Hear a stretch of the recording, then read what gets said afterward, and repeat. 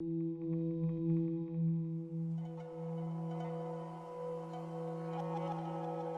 we're looking at is a printing plate from a World War II German operation known as Operation Bernhard, in which the German army attempted to counterfeit British currency to try to destroy the British economy. My name is Dr. Vince Houghton, and I'm the historian and curator of the International Spy Museum here in Washington, D.C. The Spy Museum exists to educate the public about how important intelligence work has been throughout our history.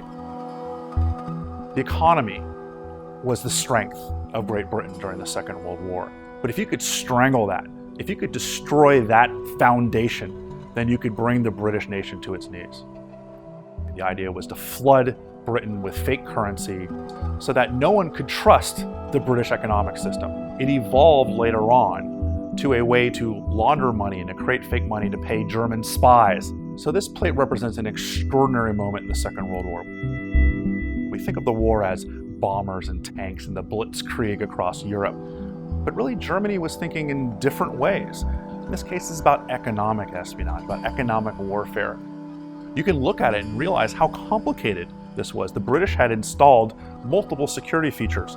They had serial numbers that were very well regulated. They had watermarks on the bills, not to mention the fact that the paper used was very specific to British currency. When you touch it, it feels right. It feels like money is supposed to. Actually, it took a long time for the Germans to figure out. So this 10-pound note is indicative of how good these guys actually were at counterfeiting this money. In the beginning of 1945, the Germans realized the war was coming to a close and they were going to lose. The operation gathered up all the printing plates and all the fake currency and decided to get rid of the evidence and threw it into a deep lake in Austria, hopefully to never be seen again. But we did find it. What's extraordinary about this artifact is the only surviving plate from Operation Bernhard where you can actually make out the carving and the artisanship and how much craftsmanship went into creating this object.